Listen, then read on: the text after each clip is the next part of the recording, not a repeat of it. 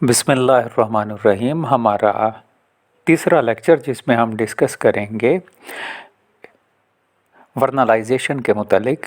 तो पिछले दो लेक्चर्स में भी हमने वर्नलाइजेशन के मुतालिक डिस्कस किया कि वर्नलाइजेशन की हिस्ट्री, डिस्कवरी कैसे हुई वर्नलाइजेशन की, और दूसरे लेक्चर में हमने स्टडी किया कि वर्नलाइजेशन के लिए इम्पॉर्टेंट फैक्टर्स कौन कौन से हैं। तो इसमें हम मैकेनिज़्म ऑफ वर्नलाइजेशन जो है उसको अंडरस्टैंड करने की कोशिश करते हैं। तो इसके लिए कुछ एक्सपेरिमेंट्स हैं। फर्स्ट वन, ग्रेगरी और एसोसिएट्स ने कुछ एक्सपेरिमेंट्स किए सीरियल्स पर, और उन्होंने देखा कि लो टेम्परेचर ट्रीटमेंट जब हम देते हैं प्लांट को तो ये उनकी शूट एपेक्स है जो परसीव करती है लो टेम्परेचर ट्रीटमेंट, और फ्लावरिंग स्टिमुलस जो कि प्रोड्यूस होता है शूट एपेक्स में वो देन ट्रांसपोर्टेड होता है फ्लावर प्राइमोर्डिया में, जहाँ पर वो फ्लावर की डेवलपमेंट में रोल प्ले करता है। इसी तरह से कुछ एक्सपेरिमेंट्स जो हैं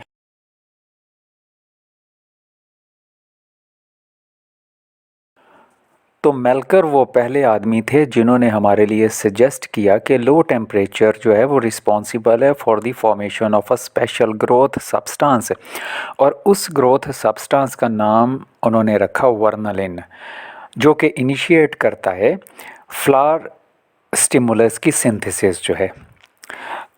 उन्होंने इसको ऑब्ज़र्व किया अपने ग्राफ्टिंग एक्सपेरिमेंट से।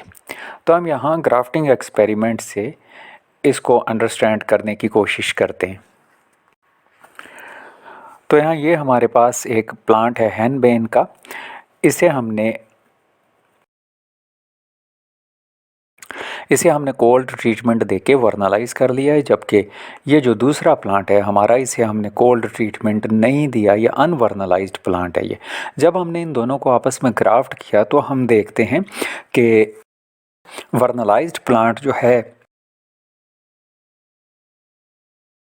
ना सिर्फ वो फ्लावरिंग प्रोड्यूस करता है बल्कि अनवर्नलाइज्ड प्लांट भी फ्लावरिंग प्रोड्यूस करता है। इससे हमारा आइडिया ये बना कि ये फ्लावरिंग स्टिमुलस है जो प्रोड्यूस हो जाता है जब हम कोल्ड ट्रीटमेंट देते हैं, और ये कोई केमिकल है जो कि ट्रांसफ्यूज़ भी हो जाता है एक प्लांट से दूसरे प्लांट में।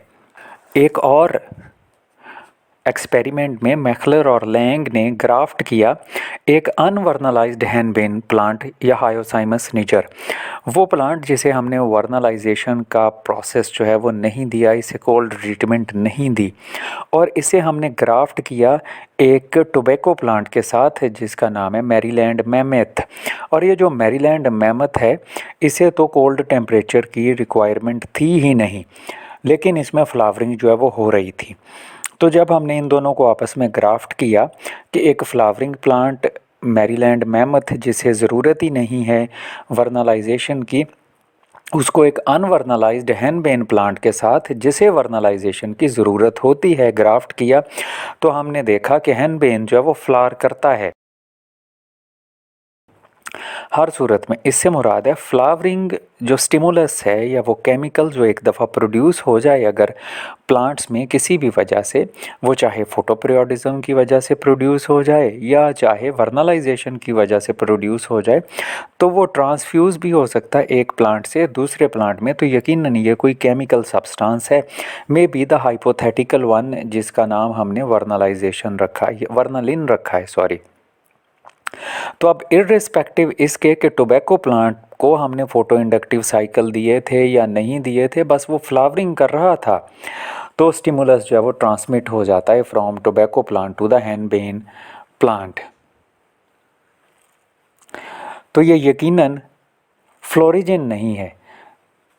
फ्लोरिजिन जो हमने डिस्कस किया था फोटोपीरियोडिज्म में कि एक स्पेशल हार्मोन फ्लोरिजिन प्रोड्यूस हो जाता है जब हम पौधों को उसका स्पेसिफिक लाइट ड्यूरेशन देते हैं। तो चूँकि हमने यहाँ पर प्लांट को उसका स्पेसिफिक लाइट ड्यूरेशन दिए बगैर ही उसमें फ्लावरिंग करवाई, तो ये स्टिमुलस जो कि ट्रांसमिट होता है टोबैको प्लांट से हैनबेन प्लांट में, ये फ्लोरिजिन नहीं है, क्योंकि ये ऐसे टोबैको प्लांट से ट्रांसमिट हो रहा है जिनको हम ग्रो करवा रहे थे नॉन इंडक्टिव साइकिल्स में।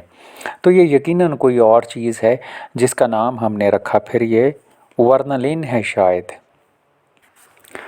तो इस इतने इतने टॉपिक में फ़िलहाल हमने समझने की कोशिश की कि कैसे जो है वो प्लांट्स में जब हम उन्हें चिलिंग ट्रीटमेंट देते हैं, कोल्ड ट्रीटमेंट देते हैं, तो फ्लावरिंग काज होती है और ये जो फ्लावरिंग स्टिमुलस है वो एक प्लांट से दूसरे प्लांट में भी ट्रांसमिट हो जाता है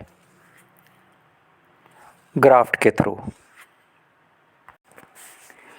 नेक्स्ट हमारा ये एम्फिसिस था कि हम ये ढूंढ सकें कि वर्नलाइजेशन स्टिमुलस की नेचर क्या है, वो कौन सी चीज़ है जो प्लांट्स में चिलिंग ट्रीटमेंट की वजह से प्रोड्यूस हो जाती है। तो इसके लिए काफ़ी सारी कोशिशें हुई आइसोलेट करने की इस वर्नालिन नामी हाइपोथेटिकल हार्मोन को, लेकिन अभी तक ये जो है हम इसे एक्सट्रैक्ट नहीं कर सके या ढूंढ नहीं पाए। तो वर्नालिन हो सकता है जिब्रेलिन हो। एंटन लैंग ने 1957 में हमें बताया कि हैनबीन जो है उसमें फ्लावरिंग इंड्यूस हो जाती है कोल्ड ट्रीटमेंट दिए बगैर ही। पीछे हमने अभी थोड़ी देर पहले देखा कि हम उसे कोल्ड ट्रीटमेंट देंगे तो फ्लावरिंग होगी, या उसे कम से कम ऐसे प्लांट के साथ ग्राफ्ट किया जाए जिसमें ऑलरेडी फ्लावरिंग हो रही है। तो हैनबेन में हम फ्लावरिंग इंड्यूस कर सकते हैं without cold temperature treatment only with the application of gibberellins. तो हमारा ख्याल बना शायद वर्नलिन जो है वो जिब्रेलिन है। इसी तरह से एक 1961 में पर्वस ने एक्सपेरिमेंट किए कि फ्लावरिंग जो है वो इंड्यूस हो जाती है सम विंटर एनुअल प्लांट्स में जब उनके सीड्स जो हैं उन्हें हम ट्रीट करवाएं विद द जिब्रेलिन्स। तो हमारा ये आइडिया बन गया कि मे बी ये जो वर्नलाइजेशन स्टिमुलस है it may be the gibberellins.